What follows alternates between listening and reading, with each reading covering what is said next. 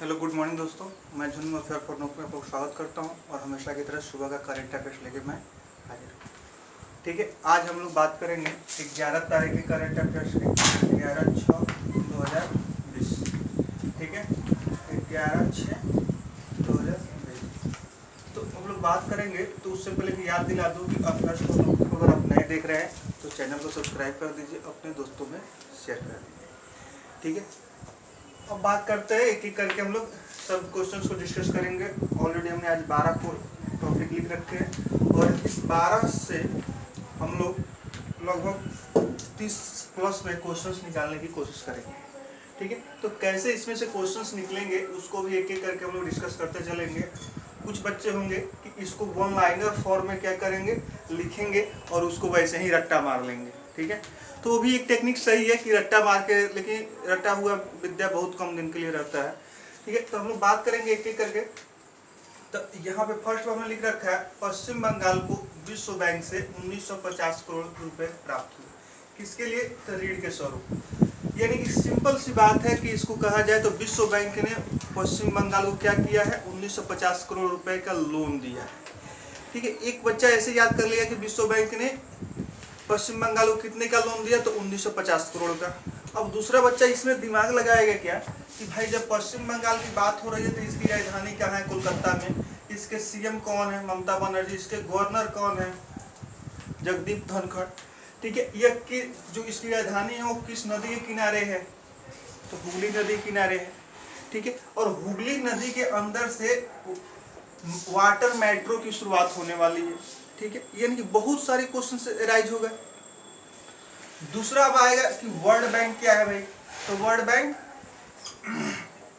एक बैंक है जो वर्ल्ड लेवल पे है और उसके 189 मेंबर है। ठीक है, यानी कि 189 कंट्रीज इसमें मेंबर है, यानी सदस्य हैं। अब इसका हेड क्वार्टर कहाँ है, तो इसका हेड क्वार्टर है वाशिंगटन डीसी में। इसके हेड कौन है, डेविड मालपास। ठीक है, डेविड मालपास।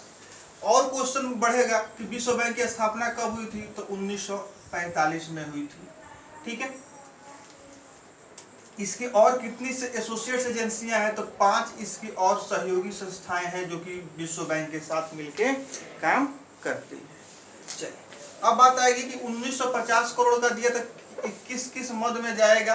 तो इसका 1100 करोड़ जो होगा वो इंडस्ट्री को जाएगा, यानी कि इंडस्ट्रियल सेक्टर में खर्चा होगा।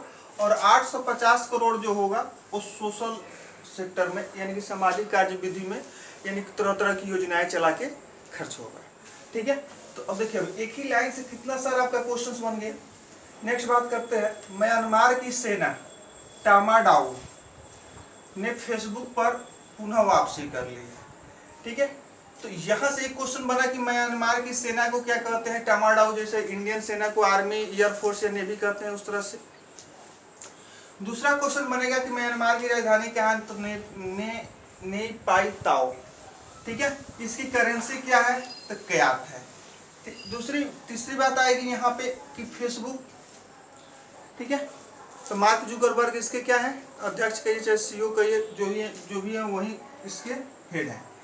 ठीक है, चलिए, तो पुनः इस पे वापसी का मतलब क्या हुआ कि पहले ये सेना जो थी फेसबुक पे इसका पेज वगैरह था, फेसबुक के माध्यम से पब्लिक से जुड़ती थी बस, बट किसी कारण बस फेक न्यूज वगैरह के कारण कुछ दिन के लिए मूव हुई थी वहां से, और फिर यहाँ क्या कर रही है, फिर यहाँ पे आगमन कर रही है। तो यहाँ से एक और क्वेश्चन बन सकता है, किस देश की सेना फेसबुक पे अपना पुनः से वापसी कर रही है।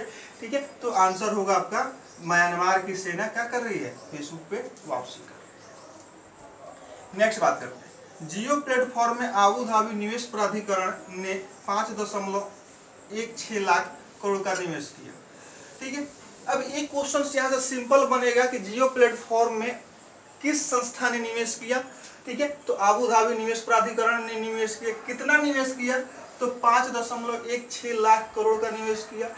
दूसरा क्वेश्चन बनेगा कि जियो में कोई अन्य कंपनी ने भी अभी हाल ही में निवेश किया था, तो हाँ 9.9% किसने किया था, तो फेसबुक ने किया था। ठीक है, तो दोनों आपको याद रखना है कि जियो प्लेटफॉर्म में आबू धाबी निवेश प्राधिकरण और सिर्फ जियो में कौन है, 9.9% के साथ फेसबुक। ठीक है, चलिए नेक्स्ट बात करते हैं। बिजली सहयोग के लिए डेनमार्क और भारत के बीच MOU साइन हुआ है।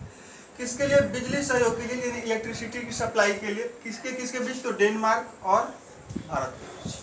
ठीक है, तो अब बात करते हैं डेनमार्क की कैपिटल कहाँ है?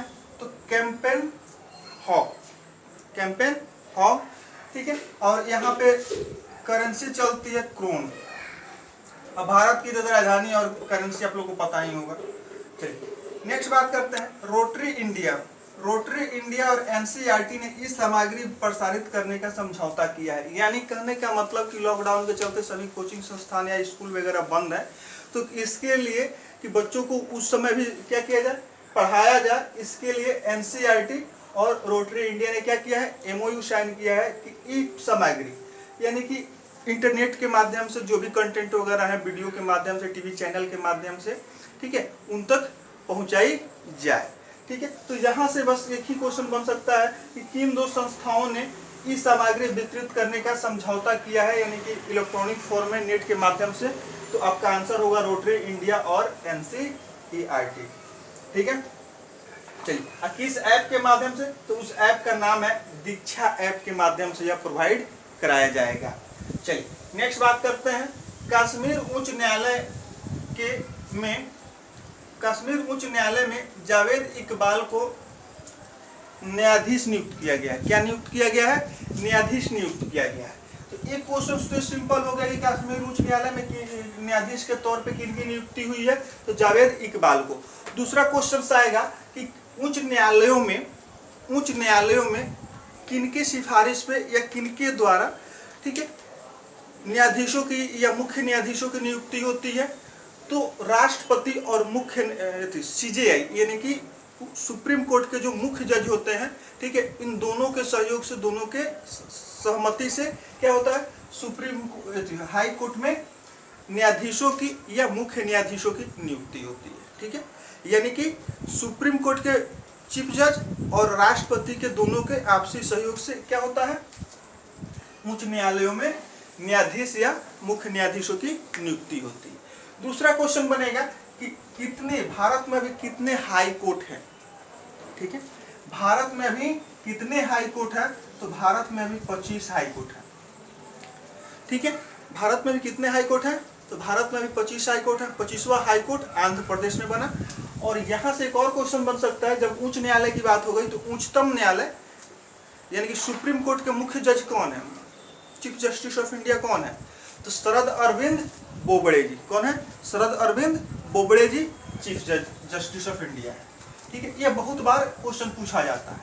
एक यहाँ और क्वेश्चन बनेगा कि अभी सुप्रीम कोर्ट के एक मुख्य न्यायाधीश को, अभी तक के भारत के इतिहास में पहली बार ऐसा हुआ है कि सुप्रीम कोर्ट के मुख्य न्यायाधीश को राज्यसभा सदस्य के लिए मनोनीत किया गया और उनका शपथ ग्रहण भी हुआ। ठीक है, राज्यसभा सदस्य के लिए मनोनीत किया गया और उनका शपथ ग्रहण भी हुआ। हमारे किसी वीडियो में हमने पढ़ाया हुआ है, तो आप लोग कमेंट करके बताइएगा कि उनका नाम क्या था। हम हिंट से बता दे रहे हैं कि हाल ही फिलहाल में वो रिटायर किए हैं।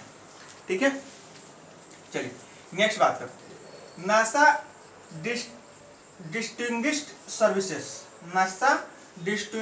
सर्विसेज मॉडल से रंजीत कुमार को सम्मानित किया गया। तो एक क्वेश्चन हो गया कि नासा डिस्टिंग्विश्ड सर्विसेज से किनको सम्मानित किया गया? रंजीत कुमार को सम्मानित किया गया। दूसरा हो जाएगा कि रंजीत कुमार को अभी हाल ही में कौन सा पुरस्कार मिला है? तो नासा डिस्टिंग्विश्ड सर्विसेज का पुरस्कार मिला है। नेक्स्ट क्वेश्चन बनेगा कि नासा का हेडक्वार्टर कहाँ है? तो वाशिंगटन DC में इसका हेडक्वार्टर है। 1958 में बना था। 1958 में बना था और 1969 में नासा ने क्या किया था? अपोलो 11 के जरिए चांद पे पहली बार मानव को भेजा था। ठीक है, चलिए, और यह नासा जो है क्या है? दुनिया की सर्वश्रेष्ठ स्पेस एजेंसी है। ठीक है, दुनिया की सर्वश्रेष्ठ स्पेस एजेंसी है। और इसकी एक साइंटिस्ट, देखिए कितना क्वेश्चन इसमें से बनेगा। इसी की एक साइंटिस्ट जो क्रिस्टीना कोच नाम की है, इसी की नासा की एक साइंटिस्ट क्रिस्टीना कोच जो है 328 दिन पे धरती पे पुनः वापस आई हैं, जो एक लेडी साइंटिस्ट के लिए अभी तक का सबसे लॉन्ग सफर है स्पेस में, यानी कि सबसे लंबे समय तक रहने का रिकॉर्ड क्रिस्टीना कोच के नाम है 328 दिन। चलिए ठीक है, एक क्वेश्चन करेंगे आप लोग आज के टेस्ट में भी न मिले। विश्व प्रत्यायन दिवस 9 जून को मनाया जाता है। विश्व प्रत्यायन दिवस 9 जून को मनाया जाता है। इसमें रटना है, इसमें कोई कॉन्सेप्ट नहीं है, ठीक है, क्योंकि दिवस रटना ही होता है। चलिए नेक्स्ट बात करते हैं, अर्जुन चरण सेठी का निधन हो गया। ये क्वेश्चन निधन से डेली रहता है, तो निधन हो गया तो यहाँ से एक सिंपल क्वेश्चन बनता है कि इनका संबंध किस क्षेत्र से था। ठीक है, अर्जुन चरण सेठी का संबंध किस क्षेत्र से था, तो ये राजनेता थे और पूर्व केंद्रीय मंत्री भी रहे कांग्रेस के साथ टाइम में। ठीक है, यह अर्जुन चरण सेठी का निधन जो हुआ है वो कांग्रेस के टाइम में क्या थे, मंत्री भी रहे। इनका संसदीय क्षेत्र उड़ीसा पड़ता था। ठीक है, चलिए नेक्स्ट हम लोग बात करते हैं, आईआईटी गुवाहाटी के छात्रों ने फ्लाई जाई FLYZY मोबाइल ऐप विकसित किया है। ठीक है, अब आईआईटी गुवाहाटी के छात्रों ने क्या किया है, फ्लाई ZY ऐप विकसित किया है, जिसके माध्यम से आप कहीं भी ऑल इंडिया या इंटरनेशनल लेवल पे भी एरोप्लेन से टूर करते हैं तो वहाँ कोविड-19 से संबंधित तो वहाँ कितने केसेस हैं, किस तरह की वहाँ की व्यवस्था है, किस तरह की यहाँ की व्यवस्था है, आपका हेल्थ स्टेटमेंट क्या है, सभी उस ऐप में रिकॉर्ड होगा। तो यहाँ से सिंपल क्वेश्चन पूछा जाएगा कि आईआईटी गुवाहाटी के छात्रों ने कोविड-19 के लिए कौन सा ऐप विकसित किया है, तो याद रख लीजिएगा फ्लाई ZY। ठीक है, फ्लाई ZY। अब ये क्वेश्चन यहाँ पे और बनेगा, हालांकि वो तो अभी तक एग्जाम का पार्ट नहीं बनता है कि भारत में कितनी आईआईटी हैं, भारत में कितनी आईआईटी हैं, तो ये आपका आंसर होगा 23। ठीक है, 23 आईआईटी हैं और एनआईटी जो होता है आपका 31 गो है। चलिए नेक्स्ट बात करते हैं, DIAT ने कोविड-19 से बचने के लिए अनन्या फॉर्मूला तैयार किया है। कौन फॉर्मूला तैयार किया है, अनन्या फॉर्मूला तैयार किया। यह जो संस्था है डिफेंस सेक्टर की एक संस्था है और यह क्या किया, अनन्या फॉर्मूला तैयार किया है। चलिए नेक्स्ट हम लोग बात करते हैं, गोमती माथुर पर 4 साल का प्रतिबंध लगा दिया गया है। ठीक है, और यह किसने लगाया है, तो AIU ने, यानी कि एथलेटिक्स यूनिट ऑफ इंडिया ने लगाया है। और गोमती माथुर का संबंध एथलेटिक्स से है, यानी कि दौड़ भाग खेल से संबंधित है। ठीक है, इनको 4 साल के लिए बैन कर दिया गया है। थोड़ा सा आप लोग का आज ये स्पीड बहुत हमने तेज रखा है जानबूझ के, क्योंकि बगल से कुछ गाने वगैरह सुनने को मिलेंगे जिससे कि डिस्टर्ब होगा। तो इसी के साथ मैं आप लोग से विदा लूँगा। आप लोग हंसते मुस्कुराते रहिए और चैनल पे अगर नए देख रहे हैं तो चैनल को अगर सब्सक्राइब नहीं किए हैं तो सब्सक्राइब कर दीजिए, अपने दोस्तों में शेयर कर दीजिए और कमेंट में हमें ज़रूर बताएं कि ये वीडियो आपको कैसा लगा। जय हिंद, जय।